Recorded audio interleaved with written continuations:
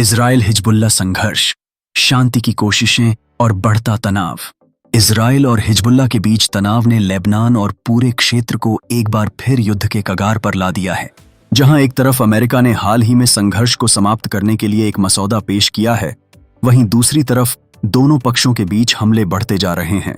Israel ने Lebanon पर बमबारी तेज कर दी है और हिजबुल्ला को खत्म करने की कसम खाई है।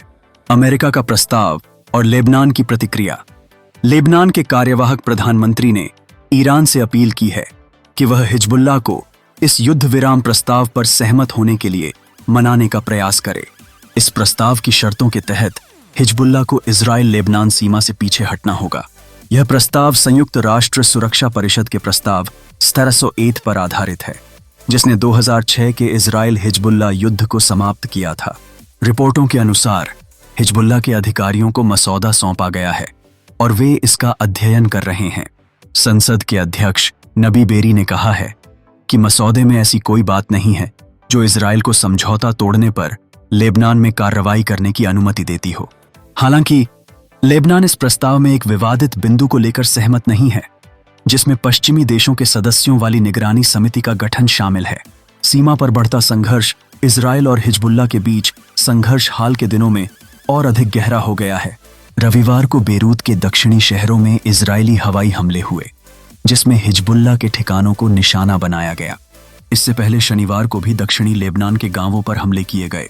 इजराइल ने 2 घंटे से भी कम समय में 7 से अधिक हमले किए। हिजबुल्ला ने दावा किया कि उसने इजराइल की सीमा से लगभग 5 किलोमीटर दूर इजरायली सेना के साथ रात भर लड़ाई लड़ी। इन हमलों ने लेबनान में जनजीवन को बुरी तरह प्रभावित किया है और नागरिक हताहतों की संख्या बढ़ रही है। संयुक्त राष्ट्र और वैश्विक दबाव। संयुक्त राष्ट्र सुरक्षा परिषद के 10 निर्वाचित सदस्यों ने गाजा में तत्काल और स्थायी युद्ध विराम की मांग करते हुए एक मसौदा प्रस्ताव पेश किया है। हालांकि इजराइल के सहयोगी अमेरिका के पास इस प्रस्ताव को रोकने का विकल्प मौजूद है। ऐसे में गाजा और लेबनान में जारी संघर्ष को समाप्त करने के लिए राजनयिक दबाव बढ़ता जा रहा है। भविष्य की संभावनाएं। हिजबुल्ला और इजराइल के बीच बढ़ते हमलों और बातचीत के प्रयासों के बीच स्थिति तनावपूर्ण बनी हुई है। लेबनान में इजरायली हमलों की बढ़ती तीव्रता और हिजबुल्ला की लगातार जवाबी कार्रवाई इस शांति प्रयास को असफल बना सकती है। जब तक दोनों पक्ष ठोस बातचीत और स्थायी समाधान पर सहमत नहीं होते, क्षेत्र में शांति स्थापित करना मुश्किल लगता है। इस संघर्ष के परिणाम स्वरूप न केवल लेबनान और इजराइल बल्कि पूरे मध्य पूर्व में अस्थिरता की संभावना बनी हुई है। हिजबुल्ला का रुख और संघर्ष की जटिलताएं। हिजबुल्ला ने अब तक अमेरिका द्वारा प्रस्तावित मसौदे पर स्पष्ट रूप से सहमति या असहमति व्यक्त नहीं की है। संगठन का कहना है कि प्रस्ताव में कई बिंदु विवादास्पद हैं, विशेषकर एक अंतर्राष्ट्रीय निगरानी समिति का गठन, जिसमें पश्चिमी देशों की भागीदारी शामिल होगी। हिजबुल्ला इसे लेबनान की स्वायत्तता के खिलाफ मानता है।